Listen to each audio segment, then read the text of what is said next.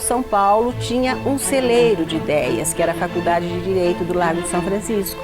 Dali saíram 10 presidentes da República, da Primeira República, e todos eles imbuídos dos ideais republicanos. Eles queriam uma mudança radical na medida em que se vivia uma transformação econômica de grande monta, propiciada pelo café. O Brasil, por conta do café, era também lançado no capitalismo internacional. Nós nos tornávamos o primeiro produtor de café do mundo. E os fazendeiros estavam ansiosos para terem também uma participação não só econômica, mas política no país. O que os mobilizava muito era este ideário da modernidade que estava presente no mundo. Nesse momento nós estamos até correlatos à Inglaterra, porque o trem chega aqui praticamente no mesmo momento, por conta da influência inglesa, mas no mesmo momento em que ele é lançado na Inglaterra. E São Paulo, desde 1867, houve o primeiro silvo do trem, que é entre Santos e Jundiaí. O dinheiro dos fazendeiros conseguiu estabelecer os trilhos, porque eles perceberam o seguinte: o preço do transporte por mulas era caríssimo. Conclusão: temos que investir na ferrovia. Se nós tivermos uma primeira bancada pelos ingleses, que foi a São Paulo Railway, a chegada de uma máquina daquele porte era revolucionária. Havia uma crença nesse progresso trazido pela técnica e que o Brasil estava com este progresso implantado no seu território. Um dos fatos mais retumbantes da inauguração do trem é exatamente a inauguração da Ituana. A data escolhida foi justamente a data um dia após, a inauguração da Estrada de Ferro Ituana. No dia 17 de abril de 1873, inaugurou-se solenemente, com a presença de autoridades provinciais, a Estrada de Ferro Ituana, e o mesmo trem que trouxe autoridades imperiais trouxe uma multidão de jovens republicanos que no dia seguinte, no dia 18 de abril, se reuniriam para tomar parte na Convenção de Itu, onde as expressões políticas, intelectuais, econômicas, as forças econômicas mais importantes se reuniram em Itu. Washington Luiz, presidente do Estado de São Paulo, designou o historiador Afonso de Toné, então diretor do Museu Paulista, o famoso Museu do Ipiranga, para executar o projeto da criação do Memorial da Convenção de Itu. A casa escolhida não poderia ser outra, foi a casa que sediou a Convenção de Itu, a 18 de abril de 1873. E a 18 de abril de 1923, exatamente no cinquentenário da Convenção de Itu, abriu suas portas ao público, transformando-se em pouco tempo num dos mais importantes centros de estudos da história do movimento republicano paulista. E é o primeiro museu criado no interior de São Paulo. Vamos então conhecer o acervo do Museu Republicano de Itu. O Afonso de Toné resolveu revestir as paredes do saguão do edifício com painéis de azulejos historiados, isto é, azulejos que contassem a história da região. O tema enfatizado é a formação, a construção do território de São Paulo, ou passando por alguns momentos significativos da história de Itu e culminando com esses dois eventos que seriam representados em azulejos. Foram executados por Antônio Luiz Gani. Afonso de Toné encomendou ao artista ituano Jonas de Barros o quadro Convenção de Itu, de 1873. Em 1925, Júlia de Moraes, filha do Prudente de Moraes, doou ao Museu Republicano o gabinete do primeiro presidente civil para o Museu Republicano. João Tibiriçá Piratininga, maçom que presidiu a Convenção de Itu, apresentou a ata com 133 assinaturas, 78 de fazendeiros paulistas, 55 médicos, jornalistas e alunos da Faculdade de Direito do Largo São Francisco. Presente também Prudente de Moraes, que se tornaria o primeiro presidente civil do Brasil. Ele também era maçom. No nosso país, hoje, existem 4.700 lojas maçônicas. Nesta sala estão expostos alguns quadros da coleção do Museu Republicano e Museu Paulista, do artista ituano Almeida Júnior, sobre a temática dos retratos. O Centro de Estudos do Museu Republicano, pertencente à Universidade de São Paulo, ao Museu Paulista, especializado em História e Cultura Material da Sociedade Brasileira, sobretudo no século XIX e a primeira metade do século XX. Dentro deste espaço, abrigamos diferentes tipos de documentos. A Biblioteca do Museu Republicano tem cerca de 36 mil obras. Essas obras são sobre a temática do Museu Republicano, acompanham o mesmo assunto. Nós temos aqui a Biblioteca Prudente de Moraes, a Biblioteca do Professor Edgar Carone, uma coleção grande sobre a história política, social, econômica do século XIX e início do século XX. E uma coleção bastante utilizada é o acervo destinado ao estudo da história local e regional. Podemos destacar obras sobre a Estrada de Ferro Ituana, a Sorocabana, jornais de Itu, sobretudo a imprensa ituana, o Ituano, onde você pode acompanhar desde a fundação da Ituana e todo o seu desenvolvimento nesse período desde 1873. O papel da imprensa é fundamental em todos os momentos da história. Nós tivemos a imprensa ituana e depois, posteriormente, em Itu, nós tivemos o Progresso, o jornal Progresso, o jornal o Ituano e a Federação. Itu tem marcas importantíssimas desse ideário republicano e da história dos passos da proclamação da República no Brasil, porque nós temos ali no Museu Republicano, que foi a residência de republicanos históricos, né, como os irmãos Almeida Prado, não só o fato da permanência deles ali, mas como o fato deles terem aberto a casa para se realizar esse encontro histórico da Convenção Republicana, mas nós temos também um cuidado com a educação que se revelou lá, que fazia parte também de uma busca de modernidade pretendida pelo Estado, que se colocava já como uma locomotiva. Naquele período, o trem representa o que há de mais moderno. A partir da convenção, há uma disseminação intensa e uma efervescência do ideário liberal e, portanto, republicano. A convenção é a mobilização desse interior paulista no sentido de se tornarem adeptos das novas ideias. Há um início de alfabetização, de pequenas escolas particulares, então há a busca da participação do cidadão dentro de uma ordem republicana, não mais escravocrata. Nós vamos ter praticamente a República mobilizada pela imprensa, né? Então nós vamos ter um Quintino Bocaiúva, que fez a Faculdade de Direito do Largo São Francisco.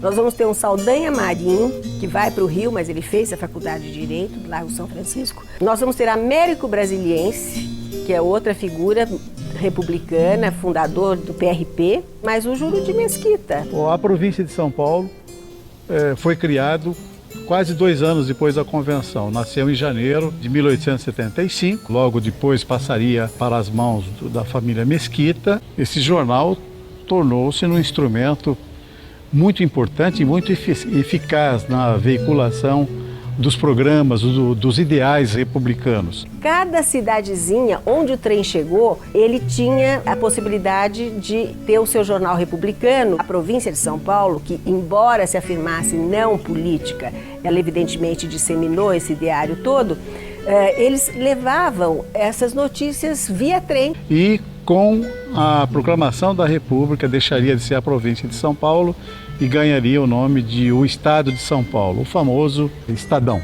E é absolutamente indissociável o nascimento do Estado de São Paulo, que antes se chamava província e que vira Estado de São Paulo, porque com a proclamação da República deixam de existir as províncias no Brasil, que passam a ser chamadas de estados da Federação Republicana. A proclamação da República, sobretudo a conspiração para a proclamação da República, além de todos os benefícios que trouxe para o Brasil, para os brasileiros como um todo, trouxe um veículo da maior importância para a história do Brasil, que foi o Estado de São Paulo.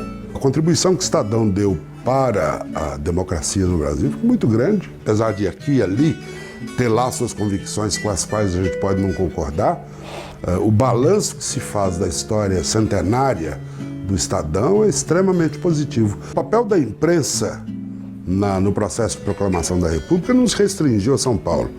É importante ressaltar que foi um processo nacional e que 3 anos antes de Itu, Quintino Bocaiúva, no Rio de Janeiro, já tinha lançado o jornal A República, onde foi publicado o Manifesto Republicano. Há historiadores que afirmam que D. Pedro era um republicano enrustido, né? Porque, de fato, ele era um homem extremamente esclarecido, um homem muito bem formado. Ele foi criado aqui, nasceu aqui, com tutores da maior qualidade, um homem poliglota, um homem até que exagerava nos cuidados com uma erudição que ficava um pouco deslocadas desse nosso cenário tão tropical e que as coisas ainda eram tão primitivas, a começar pelo trabalho escravo. E, ao mesmo tempo, ele tinha consciência de que ele não poderia desmontar, era uma missão, ele não podia desmontar sozinho esse império, assentado, no caso, na força de trabalho escravo. A monarquia brasileira tinha valores republicanos e o próprio Dom Pedro II achava que um momento, dentro da lei, dentro da votação, o Brasil iria se tornar republicano. Ele nunca imaginou que fosse um golpe.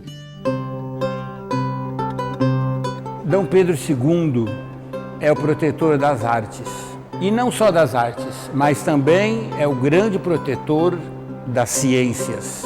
É o protetor da história, um imperador que tem a consciência de sua missão como um grande mecenas.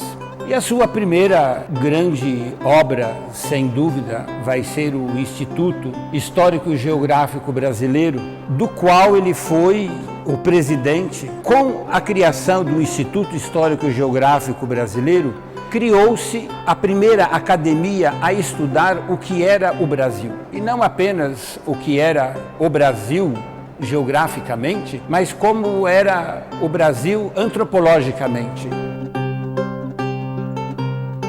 A Academia Imperial de Belas Artes, ela foi criada ainda por D. João VI, com a vinda dos artistas franceses que vieram substituir a pintura antes religiosa, barroca, para uma pintura chamada de neoclássico. Porém, a partir de 1850, com Manuel de Araújo de Porto Alegre, que o Dom Pedro coloca como o diretor da academia, é que vão surgir as inovações. Então, esse espírito de humanismo dentro da academia vai ser muito importante e vão surgir grandes nomes. O primeiro grande nome vai ser Vitor Meirelles, de Florianópolis.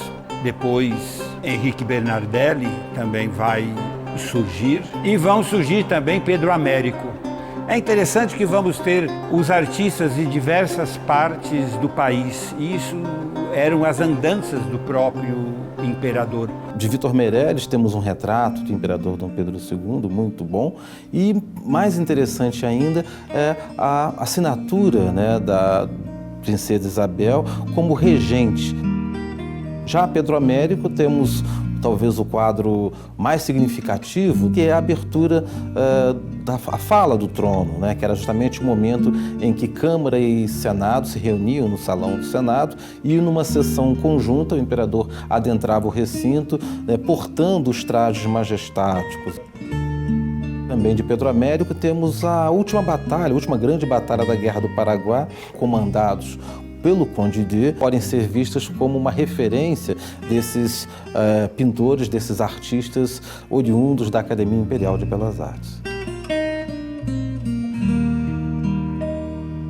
O período imperial no Brasil, né, nós estamos falando do primeiro e do segundo reinado, são significativos porque é quando se sedimenta uma característica nacional para a música, não é?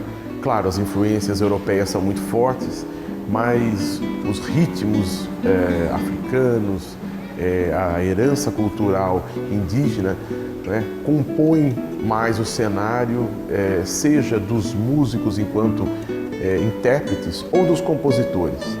Então, nós temos nas grandes cidades e nas pequenas cidades uma produção musical intensa, seja a música sacra, a igreja é a maior patrocinadora, seja da música popular, da música de salão, da música ligeira, né? A produção é muito grande. Em Itu nós temos um aspecto especial, porque será feita em Itu a primeira ópera brasileira com caráter eminentemente nacional, A Noite de São João, do nosso Elias Álvares Lobo, que apresenta no Rio de Janeiro em 1860 pela primeira vez. Bom, Dom Pedro II foi um grande incentivador da ferrovia. O Brasil tinha a segunda rede ferroviária do mundo na época. E estimulou, incentivou o desenvolvimento do transporte ferroviário em nosso país. Ele assentou a pedra fundamental, né, para a construção da primeira ferrovia no Brasil, esteve nas cerimônias junto a Mauá. Dom Pedro II tinha a correta visão de que o Brasil, longe do eixo Europa-Estados Unidos, mais desenvolvido, o Brasil não podia perder o trem da história, mas o trem da história tecnológica também. Isso era muito revolucionário para o período. O trem vai balizar um novo tempo, não só um novo tempo mental, um novo tempo político, porque ele inaugura uma nova mentalidade e corrobora essa busca da liberdade, mas é um novo tempo físico mesmo. Os meios de comunicação de massa, eles se resumiam aos sinos das igrejas. A igreja é que anunciava um casamento, um nascimento, uma morte, ou mesmo a vitória numa batalha da Guerra do Paraguai, por exemplo. Naquele período, o trem representa o que há de mais moderno. Dom Pedro II lutou e fez uma das maiores malhas ferroviárias das Américas. As pessoas têm que se submeter ao horário do trem, o trem que chegava nas estações do interior e que levava o jornal, que as pessoas se postavam para pegar este jornal nas estações de trem. E esse novo tempo vai ser marcado pela chegada do trem nas várias estações do interior paulista. O trilho, que trouxe muita cultura, os grupos líricos italianos, né? Os moços que vinham da Europa, que iam estudar os filhos dos fazendeiros, trouxe o iluminismo, trouxe um novo momento para Itu. Itu se abriu para o mundo através da Companhia Ituana de Estrada de Ferro.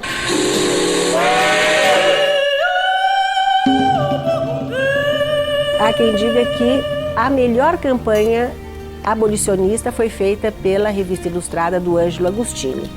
O Agostini, que era um ferrenho ativista político, isso em 1870, 80. Críticas muito fortes à atividade do imperador, questionando a ausência do imperador ou a sua pouca aptidão, digamos assim, para a política, isso já no fim do seu reinado. E Dom Pedro II achava aquilo absolutamente normal e necessário. Vários ministros foram ao imperador dizendo que aquilo não era permitido, não podia ser permitido. Eles achavam que era um desrespeito, não era um desrespeito, era atos democráticos para uma época ainda pouco afeita à democracia. E por que elas foram mais efetivas, essas caricaturas? Porque com população analfabeta, a comunicação imediata era com o desenho, a leitura da mensagem ela se dava através do desenho. A liberdade, as luzes do pensamento liberal, muito na esteira do ideário francês, do iluminismo, e então isso queríamos transportado para um Brasil, para um país que estava se formando e que queria se constituir como uma nação livre. Dom Pedro II dizia: discussão da liberdade de imprensa e a discussão do parlamento é a base da monarquia, e os ministros e ministérios que forem contra estão indo contra a monarquia. Dom Pedro II dizia que não podia acabar com a escravatura virando a mesa, porque existia leis no Brasil. Existiam duas propostas efetivas, uma que abolia a escravidão pura e simplesmente, a outra que tinha uma modulação, que propunha uma abolição gradual. Então as leis abolicionistas, né, a lei do ventre livre, a lei dos sexagenários, a própria Lei Áurea são, na verdade, partes dessa política gradual que abre desde a década de 1850, com o próprio fim do tráfico transatlântico de escravos, até o coroamento em 13 de maio de 1888 com a Lei Áurea. Aconteceu, Dom Pedro não estava aqui na ocasião, estava viajando, precisava sair essa lei, não havia mais condição, a desordem, inclusive, da força de trabalho estava se manifestando, a imigração já estava deslanchada, então não havia como haver maior desordem econômica, embora tenha havido uma desordem social bastante forte. Ou seja, tinha uma referência pró-abolição que ganhava corpo, ganhava força, e ela, a princesa Isabel, foi chamada a atuar, ela que já defendia a questão abolicionista. Assinou a Lei do Ventre Livre, que foi a lei mais importante, assinou a Lei Áurea e fazia campanha com uma camélia na lapela, era o símbolo do abolicionismo. E ela aderiu a essa causa assinando a lei no domingo 13 de maio de 1888. Caneta usada pela princesa Isabel para assinar a Lei Áurea, inclusive é peça do acervo do Museu Imperial, uma das peças mais importantes da nossa coleção. A importância da contribuição negra para a formação da cultura nacional é uma questão muito ampla, mas vale a pena pensarmos no século XIX. Foi o palco do reconhecimento da contribuição desses dois grupos, não só o grupo negro africano, mas também o nativo, que já estava aqui na América Portuguesa, numa visão totalmente distinta daquela que os europeus e que a própria sociedade brasileira tanto cultuou no século XIX, que era de forma etnocêntrica, imaginar que a contribuição seria apenas do branco português para instaurar uma civilização a exemplo daquela ocorrida e gestada na Europa. Dois abolicionistas que mais se destacaram, aqueles que se colocaram justamente em defesa da causa, foi o engenheiro André Rebouças, muito próximo da família imperial, do imperador. O André Rebouças vem de uma família já de libertos. O pai foi um grande rabo lá do Império, inclusive um dos grandes defensores até do próprio José Bonifácio de Andrada no episódio em que retrata a minoridade de Dom Pedro II. Família de engenheiros, juntamente com os dois irmãos, José Pereira e o Antônio Pereira, eles construíram, principalmente, introduziram no Brasil o concreto. Tanto em Piracicaba, 1875, a primeira ponte de concreto armado no Brasil, ainda em exercício. E José do Patrocínio, ou seja, duas posições distintas. O papel de Joaquim Nabuco, eu diria, além de político, como um teórico. Se nós pensarmos a grande obra de Joaquim Nabuco no sentido de uma proposição sobre a abolição de forma abrupta. Se nós compararmos dois grandes textos, dois grandes autores, seria Joaquim Nabuco de um lado e Perdigão Malheiro de outro. Perdigão Malheiro que tinha uma opção gradual pela abolição, já Joaquim Nabuco com uma forma abrupta, uma forma automática de concessão da abolição. Esses dois modelos, né, são representados por esses dois autores, esses dois teóricos. Machado de Assis, sobre a questão da abolição, inclusive, ele é motivo de muitas críticas, né, porque a questão da abolição não fica muito clara nas obras, né, e no discurso de Machado de Assis. Se algumas obras observamos essa temática, mas ele não se empenha, né, politicamente sobre a causa da abolição. Nós não registramos isso. Um autor, um artista negro muito importante, que é Estevão Silva.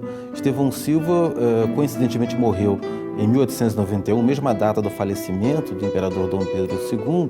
E aqui, para o Museu Imperial, é muito importante citar esse autor, porque além de um artista negro, ele retratou Dom Pedro II, pintura em particular é muito interessante para nós, porque é derivada de uma fotografia tirada no ateliê de Nadar, né, de Félix Tournachon, que nós acreditamos que seja a última imagem do imperador em vida. É um retrato do imperador produzido por esse artista, também patrocinado, que pôde estudar graças ao apoio de Dom Pedro II, a atividade que ele incentivava, estimulava e patrocinava junto à Academia Imperial de Belas Artes. Almeida Júnior, um pintor, claro, muito importante nesse período, né, ou seja, na segunda metade do século XIX, que muito contribuiu para a produção da arte feita por brasileiros.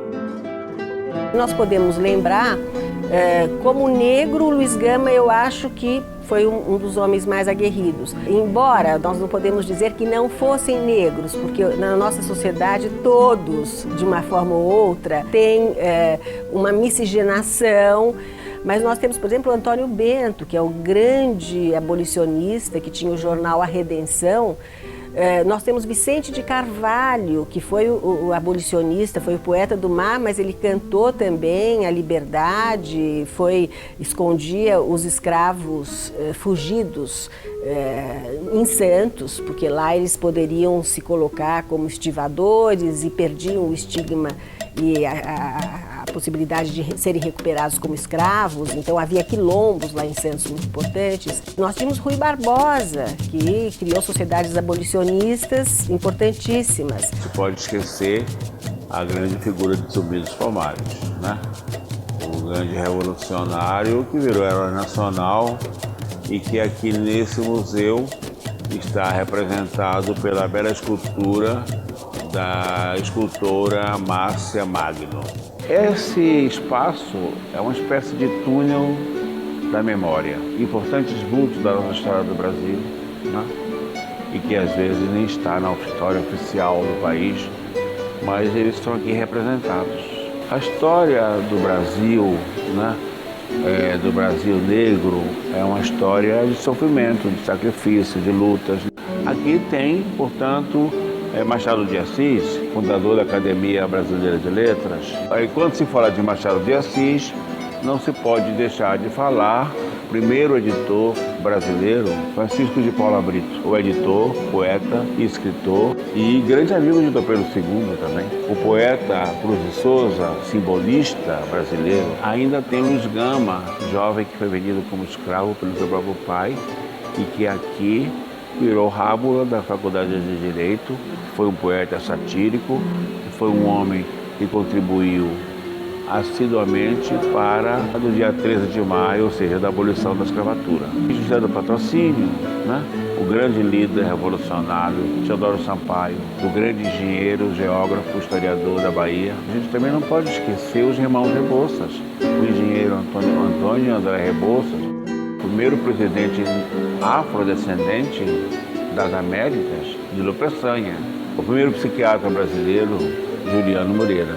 O tratamento de doença mental deve-se a Juliano Moreira. O padre Maurício Nunes Garcia, o grande compositor do século XVIII, que pode falar um grande maestro Carlos Gomes. E Luiz Anselmo da Fonseca e Silva, o grande médico da Bahia, que também foi abolicionista. O Visconde de Jequitinhonha, Castro Alves, e Edson Carneiro, Clima Barreto, João Ferreira de Menezes, de Francisco Otaviano, Antônio Gonçalves Dias, Vicente Crespo, o poeta brasileiro que viveu a sua vida inteira em Portugal, poeta, historiador, escritor, Manuel Quirino.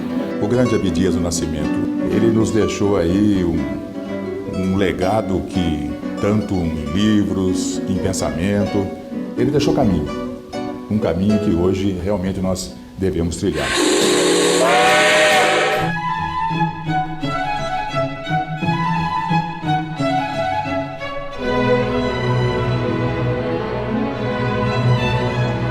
O trem republicano, a Maria Fumaça, que vai fazer esse passeio entre Itu e Salto, não é só um passeio agradável por essa delícia que é passear num trem antigo desse tipo, mas é principalmente revisitar o patrimônio histórico dessas duas cidades.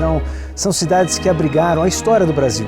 A parte do café, a parte do açúcar. Quer dizer, nós temos aqui um passeio por essa história. Essa viagem vai permitir que a gente consiga revisitar esses lugares especiais dessas duas cidades. É um passeio dentro da história. O trem republicano, ele tem duas dimensões de importância para Salto e para Itu. A primeira, óbvia, é a turística, o desenvolvimento turístico da região. Ele vai alavancar de uma maneira exuberante esse momento turístico que vivem as duas cidades.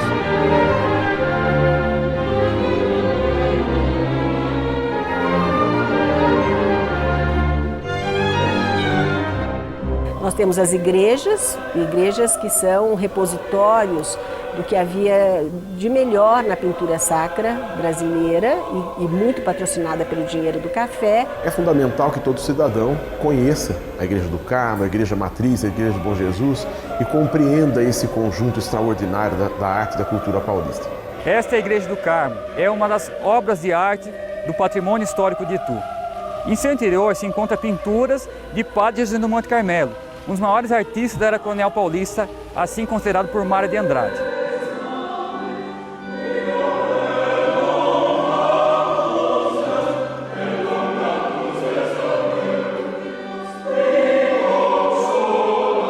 Esse local foi escolhido por Domingos Fernandes para fundar um povoado, o povoado de Nossa Senhora Candelária do Utuguaçu, à beira de um caminho indígena. Posteriormente, aqui cedeu espaço à atual Igreja do Bom Jesus e o Santuário Nacional do Sagrado Coração de Jesus. Esta igreja é a mais antiga de Itu. Ela foi erigida ainda no século XVII. Ela nos brinda justamente com a presença também da imagem da padroeira da cidade Nossa Senhora da Candelária, a imagem primitiva.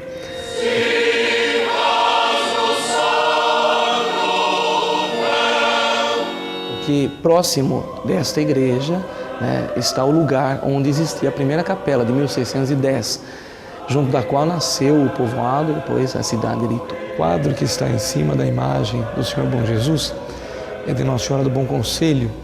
As imagens que são veneradas neste altar, o Senhor Bom Jesus, da Cana Verde, do século XVII. O santuário traz, então, este altar, que é todo de mármore de Carrara, com as imagens que vieram da França, o Sagrado Coração de Jesus e diante desta imagem, Santa Margarida Maria, a grande apóstola do Coração de Jesus.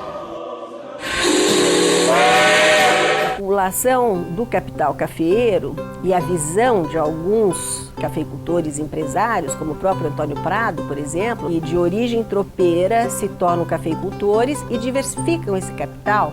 Então eles têm a visão de que precisamos modernizar esse capital. E a referência principal que é a fábrica São Luís. Foi a primeira tecelagem do estado de São Paulo movida a vapor.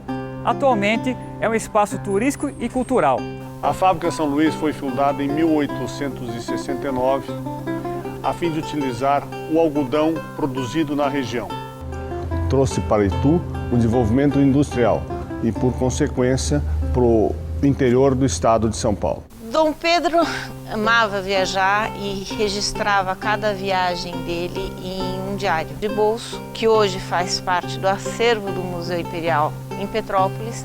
Quando ele chegou em Itu, ele foi visitar o primeiro item da viagem dele, que está anotado ali no caderninho, é a fábrica do Anhanha. Anhanha foi o fundador da fábrica São Luís. E como Dom Pedro gostava muito de música, ele, saindo do patrocínio, foi visitar o maestro ituano Elias Lobo. Elias Álvares Lobo traz para sua obra toda uma carga potencial, né, característica da música tradicional brasileira e transforma isso numa linguagem para elite. Tantas outras obras da música brasileira compostas em Itu estão preservadas no Museu da Música como um patrimônio que dialoga passado, presente, fazendo com que essa produção permaneça viva. Compositores importantes tiveram um papel nesse momento. Vamos lembrar a Chiquinha Gonzaga, compositora de música popular, Vila Lobos, né, que vai também beber dessa mesma fonte de inspiração da cultura popular para compor a obra que se inicia no Império e fará a ponte para a característica, né, da música melhor no período republicano no Brasil.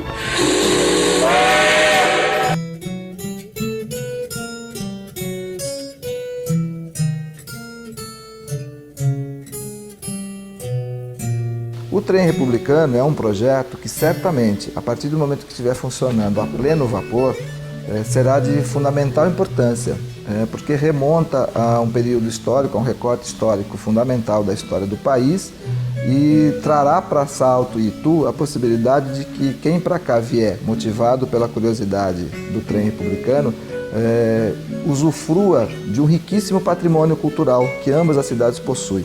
Aqui em Salto, por exemplo, nós temos o Centro de Educação e Cultura, o Museu, o Memorial do Tietê, a Igreja Matriz, entre outros.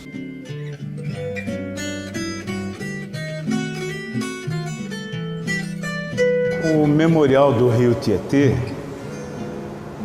é uma obra ao mesmo tempo feita para saltenses e para paulistas e brasileiros, eu poderia dizer. Desde o primeiro momento nós tivemos essa preocupação sobre esse que é o grande rio dos paulistas, mas que é um dos grandes rios do Brasil. Faltava aqui ao lado dessa cachoeira uma grande referência histórica que falasse sobre o que esse rio significou para inúmeras gerações ao longo da história brasileira. Essa é a razão de se ter construído o memorial. Um lugar onde, a par de se ter a paisagem física ali ao lado do Tietê efetivamente passando, ouvir o ronco da água, pudéssemos dar uma aula a estudantes e adultos sobre o Tietê físico, o papel histórico que ele cumpriu, o papel cultural, a cultura que ele propiciou e um papel econômico que ele desempenhou e ainda desempenha para a economia de São Paulo e mesmo para a economia do Brasil. Um lugar para se falar do rio que para São Paulo é sagrado. A importância do restauro para as duas cidades, dessa linha de trem Itu-Salto, o chamado projeto Trem Republicano, eu creio que é a mesma importância de restauração de todo tipo de patrimônio histórico de uma cidade, de um estado, de um país, que é a tentativa de retomar origens e criar identidades. E também fazer com que as pessoas preservem um pouco da sua própria história, essa noção de história.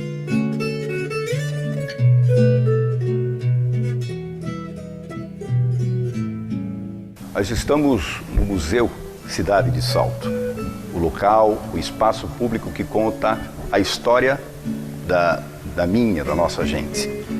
O museu que conta a saga dos italianos, este povo que foi tão importante para as nossas origens, que foi tão importante para os nossos costumes, para a nossa cultura, para a nossa gastronomia, este povo que faz parte da minha vida. Um marco muito forte aqui do nosso município é o Parque das Lavras.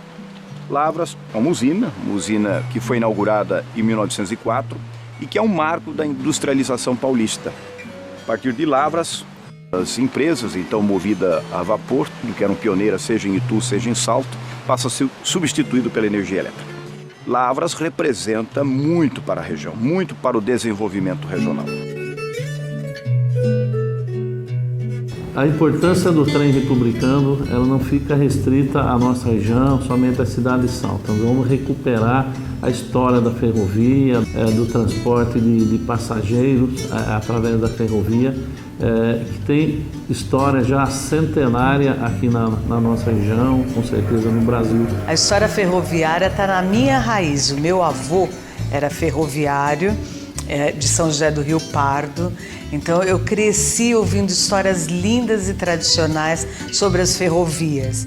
A maioria dos jovens desconhece o que era a nossa ferrovia. Nunca conheceram uma ferrovia dos nossos tempos. Temos carro de passageiro que era utilizado pelo imperador Dom Pedro II. Outro carro, Rui Barbosa e sua família fazia viagem nesses carros. O trem republicano tem uma importância muito grande para Itu, Salto e toda a região. Haverá uma empregabilidade direta na gestão do trem turístico que vai relatar a história do Brasil através das peças teatrais que acontecerão dentro do trem, mostrando a história para os turistas, para os usuários deste trem e desse traçado, através deste equipamento turístico que com certeza vai desenvolver muito a nossa região toda. Que famílias possam vir, possam passear, fazer esse trajeto aí de alguns quilômetros que separa a nossa cidade irmã de Salto, conhecer os museus, conhecer a paisagem, passar, lembrar como era aquele tempo, alguns que já tiveram essa oportunidade, ou conhecer como é que era a Maria Fumaça naquela época, como eram as oportunidades, como é que as famílias viajavam. Isso é muito importante.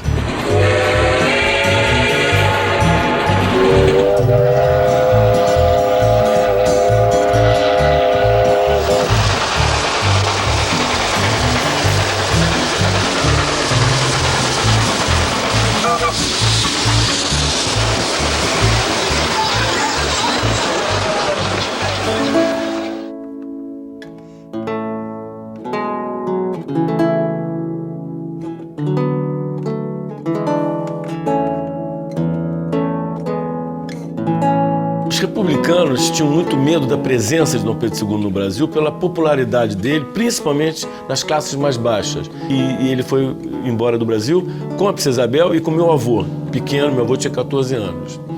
Quando os militares mandam uma pequena pensão para ele, sabendo que ele não tinha como se sustentar fora do Brasil, ele agradece e diz: eu não posso receber dinheiro do Brasil sem estar servindo a nação brasileira. E desejo sucesso ao novo governo do meu país. Ou seja, essa devia ser a cabeça da maior parte dos homens públicos hoje do Brasil.